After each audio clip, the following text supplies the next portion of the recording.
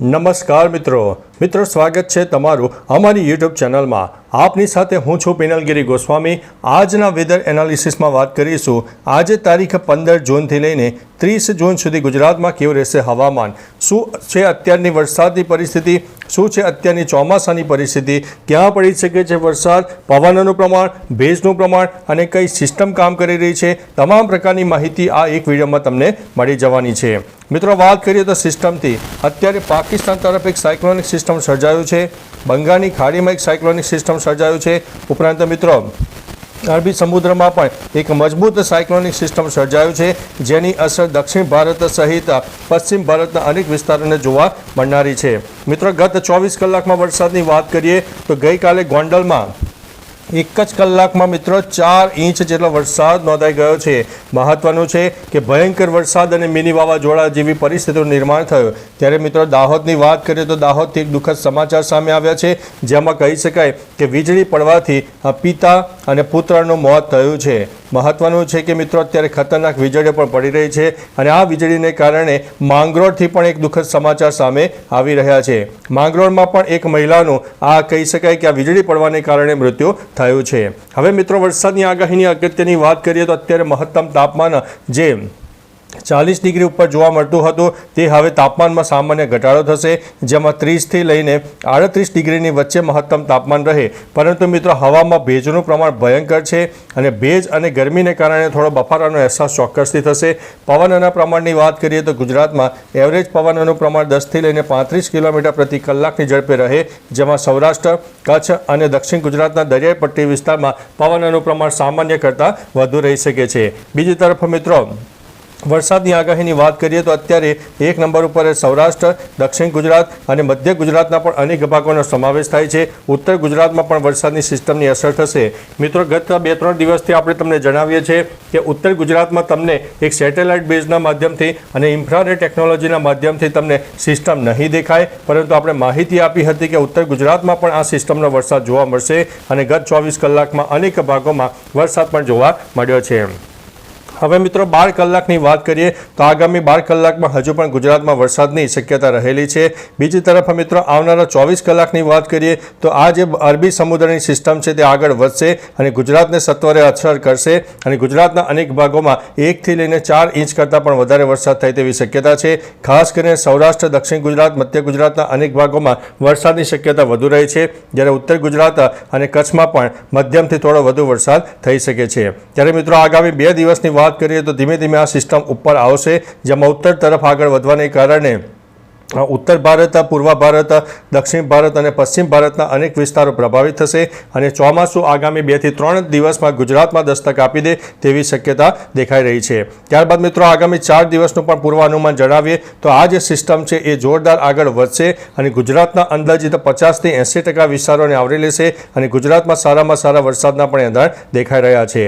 ત્યારબાદ મિત્રો આગામી 8 દિવસની વાત કરીએ તો આગામી 8 દિવસનું સેટેલાઇટ ઇમેજ જુઓ તો 8 દિવસના અંતે પણ ગુજરાતમાં વરસાદની શક્યતા સારામાં સારી રહી છે અને એક ઇન્ફ્રારેડ ટેકનોલોજીના માધ્યમથી જોઈ શકો છો કે ગુજરાતનો અંદાજિત 80 થી 90%થી વધુ વિસ્તાર આ સિસ્ટમની અસરનો ભાગ બનશે અને જેના લીધે થઈને ગુજરાતના અનેક ભાગોમાં સારામાં સારો વરસાદ પણ થઈ શકે છે। મિત્રો મહત્વનું છે કે હવે જ્યારે ધીમે ધીમે ચોમાસું આગળ વધી રહ્યું છે ત્યારે એક આનંદના સમાચાર પણ સામે આવી રહ્યા છે। હવે મિત્રો તારીખ પ્રમાણે તમને જણાવી દઈએ તો આજે તારીખ થઈ ગઈ છે મિત્રો 15 તારીખ। તો 15 તારીખનું તમે સેટેલાઇટ ઇમેજ જુઓ તો ગુજરાતમાં વરસાદની શક્યતા વધુ રહે છે જેમાં દક્ષિણ ગુજરાતના સુરત, તાપી, ડાંગ, નવસારી અને વલસાડના અનેક ભાગોમાં વરસાદની શક્યતા વધુ છે। ભારેથી અતિભારે વરસાદ પણ થઈ શકે છે।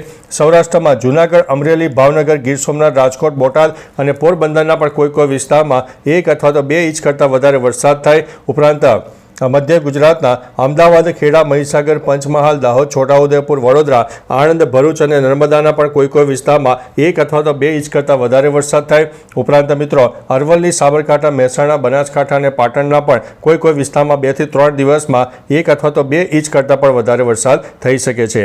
મિત્રો હવે તારીખ 16 તારીખનું સેટેલાઇટ ઇમેજ જોઈએ તો 16 તારીખે જે 15 તારીખનો વરસાદ રહેશે એના કરતાં પણ વરસાદ ડબલ થઈ જશે અને સૌથી વધારે પ્રભાવિત વિસ્તારો રહેશે સૌરાષ્ટ્ર, દક્ષિણ ગુજરાત અને મધ્ય ગુજરાતમાં તેની અસર વ્યાપક જોવા મળનારી છે। કારણ કે મિત્રો અત્યારે જે સાયક્લોનિક સિસ્ટમ સર્જાઈ છે પાકિસ્તાન તરફ અને બંગાળની ખાડીમાં સર્જાય છે. ઉપરાંત અરબી સમુદ્રની પણ સાયક્લોનિક સિસ્ટમ છે. એટલે ત્રણેય સિસ્ટમોનો ભેજ કહી શકાય કે મધ્ય ભારતના અનેક ભાગોને જોવા મળશે અને ભેજને કારણે અને ગરમીને કારણે લો ક્લાઉડ ફોર્મેશન સર્જાશે. અનેક વિસ્તારમાં વરસાદની શક્યતા રહે છે.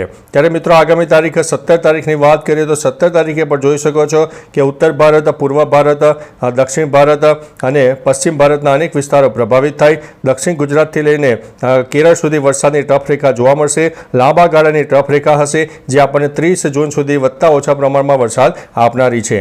ત્યારબાદ મિત્રો તારીખ 18 તારીખનો સેટેલાઇટ ઇમેજ જોઈએ તો 18 તારીખે પણ સૌરાષ્ટ્ર હોય, કચ્છ હોય, મધ્ય ગુજરાત અને દક્ષિણ ગુજરાતના અનેક ભાગો પ્રભાવિત થાય. ઉત્તર ગુજરાતમાં મધ્યમથી થોડો વધુ વરસાદ થઈ શકે છે. બીજી તરફ 19 તારીખની વાત કરીએ તો 19 તારીખે પણ મધ્ય ભારત એક્ટિવ રહેશે, પશ્ચિમ ભારત એક્ટિવ રહેશે અને ગુજરાતમાં સારામાં સારો વરસાદ થઈ શકે છે. ત્યારબાદ મિત્રો તારીખ 20 તારીખનું જુઓ તો 20 તારીખે રાજસ્થાન હોય, મધ્યપ્રદેશ હોય તેના સહિત અનેક વિસ્તારમાં સાયક્લોનિક સિસ્ટમની વ્યાપક અસર જોવા મળશે. અત્યારે ગુજરાત ઉપર સેટેલાઇટ બેઝ નહીં દેખાય પરંતુ ગુજરાતમાં પણ તારીખ 20 તારીખની આસપાસ સારામાં સારા વરસાદની શક્યતા દેખાઈ રહી છે.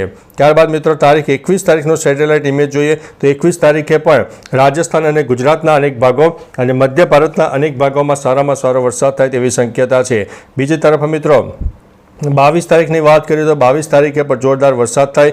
23 તારીખની વાત કરીએ તો 23 તારીખે સેટેલાઇટ ઇમેજ નહીં દેખાડે પણ 23 તારીખે પણ હળવા મધ્યમ વરસાદની શક્યતા રહે છે પરંતુ આ જે સિસ્ટમ છે થોડી નબળી પડતી જણાય તેવી શક્યતા છે. 24 તારીખની વાત કરીએ તો 24 તારીખે મધ્ય ભારત એક્ટિવ રહેશે, ઉત્તર ભારત એક્ટિવ રહેશે, પૂર્વ ભારત એક્ટિવ રહેશે અને દક્ષિણ ગુજરાતથી કેરળ સુધી વરસાદની ટફ રેખા સર્જાશે. છૂટોછવાયો વરસાદ થઈ શકે છે. ત્યારબાદ મિત્રો 25 તારીખની વાત કરીએ તો 25 તારીખે જે મધ્ય ભારત છે તેમાં સિસ્ટમની વ્યાપક અસર થશે જેમાં એમપી સહિત યુપીના અનેક ભાગો પ્રભાવિત થશે. ગુજરાતમાં પણ છૂટોછવાયો વરસાદ થઈ શકે છે. 26 તારીખનો સેટેલાઇટ ઇમેજ જોઈએ તો 26 તારીખે પણ ગુજરાત ઉપર આ સિસ્ટમની વ્યાપક અસર જોવા મળે જેમાં ખાસ કરીને સાબરકાંઠા, અરવલ્લી, મહીસાગર, દાહોદ, પંચમહાલ, છોટાઉદેપુર, નર્મદા, ભરૂચ, સુરત, તાપી, ડાંગ, નવસારી અને વલસાડના અનેક વિસ્તારો પ્રભાવિત થાય. સૌરાષ્ટ્રના દરિયાઈ પટ્ટી વિસ્તારો જેમાં જૂનાગઢ, ગીર સોમનાથ અને ભાવનગર અને અમરેલીના પણ અનેક વિસ્તારમાં વરસાદ થાય તેવી શક્યતા છે. ત્યારબાદ મિત્રો તારીખ 27 તારીખની વાત કરીએ તો 27 તારીખે તો એક સાર્વત્રિક વરસાદનો માહોલ સર્જાશે અને ગુજરાતમાં સારામાં સારા વરસાદ થઈ શકે છે. 28 તારીખે પણ છૂટોછવાયો વરસાદ થાય તેવી શક્યતા દેખાઈ રહી છે. અને ત્યારબાદ મિત્રો 29 તારીખની વાત કરીએ તો 29 તારીખે પણ આ સિસ્ટમની અસર જોવા મળનારી છે અને ભારતના અંદાજિત 50થી લઈને 70% વિસ્તારને આ સિસ્ટમની અસર જોવા મળનારી છે.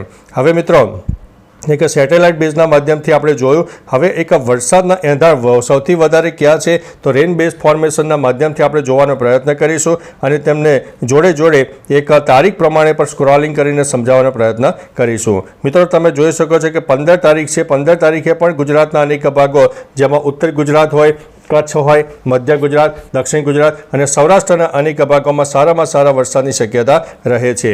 ત્યારબાદ મિત્રો તારીખ 16 તારીખનું તમે જુઓ તો 16 તારીખે અત્યારે જે ગત 24 કલાકમાં વરસાદ પડ્યો તેના કરતાં વધુ વરસાદ થાય જેમાં સૌરાષ્ટ્રના વિસ્તારોને 1 નંબર ગણીને ચાલીશું.